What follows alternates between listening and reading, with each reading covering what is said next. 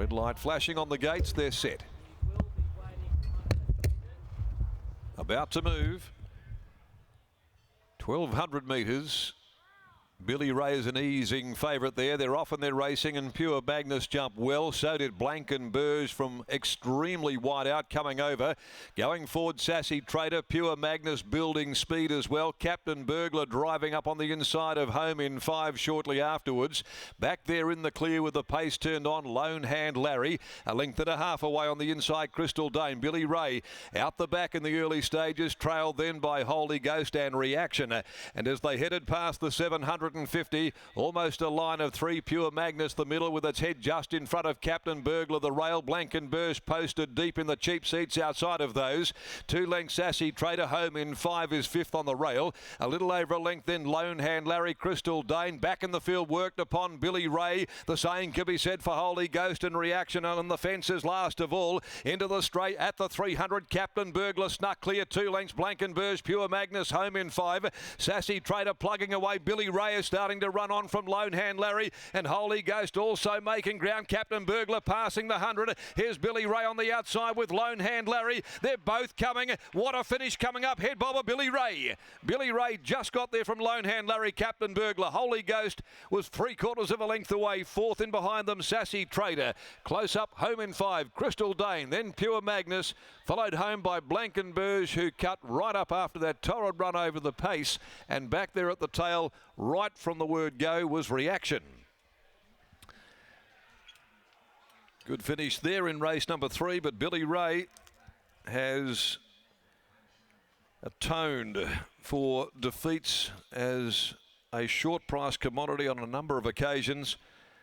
And the Sebring gelding breaks his maiden today after being back. They were cutting at one another up there at the head of the field, and the swoop is arriving. Billy Ray, Lone Hand Larry, right down the outside, and Captain Burglar, who'd led them for the judge, kicking away but then being descended upon late, and 4th Holy Ghost. But it's Billy Ray that salutes by Sebring out of Heartache.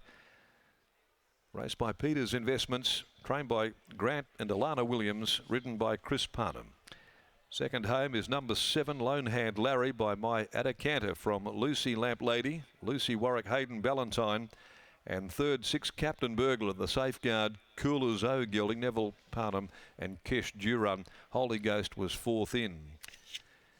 So the margins are short neck and ahead, 111.73. They posted 35.96 the sectional. Second up today, and Billy Ray, after running second on return, with an excuse there on that occasion, has certainly made amends there with this victory after getting right back. But they did clap it on up the head of the field, and Billy Ray charging down the outside with Lone Hand Larry. Captain Burglar doing a very good job absorbing that pressure and fought on well. Certainly one that might be winning a race in the near future after 3 runs back this preparation.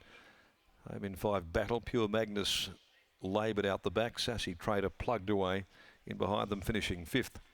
Race 4, the Schweppes handicap over 2,200. 9 is out. Treat yourself. As we join Britt Taylor, who's down there today with the managing part owner in Bob Peters there. And no heartache this afternoon for Bob and Sandra with this victory of Billy Ray. No, none indeed. Very good pun there from Darren. Although I think that this horse that may have caused you a little bit of heartache over the journey. Bob, what's the sort of best way to describe the journey you've had with him? Yes, he's always been a bit of a strange one, and he's caused a lot of talk, hasn't he, really? But we've always thought he had ability. He just didn't know how to race, and now he seems to be, getting there, and he's, if anything, he seems to be really settled now, the opposite to what he has been. How did you view his run today, in particular in the home straight? We had a look at the head-on, and, well, it was very different from what we saw last start. Yes, he was very unlucky last start. I think he nearly could have, well, should have won, I suppose, but today he did everything right, and as I said, if anything, he may even get a little bit further than this. Today was 1200. Is there improvement to come in him then in terms of we're starting to see him just be that little bit more experienced and seeing him step up in journey? Yes, he's very new, and if you look at the race today, he's covered a lot of ground and made up a lot of ground in the straight. So I think there's still improvement left in him. How do you find the lockdown week when you can't come out to the races? Where do you view the races from?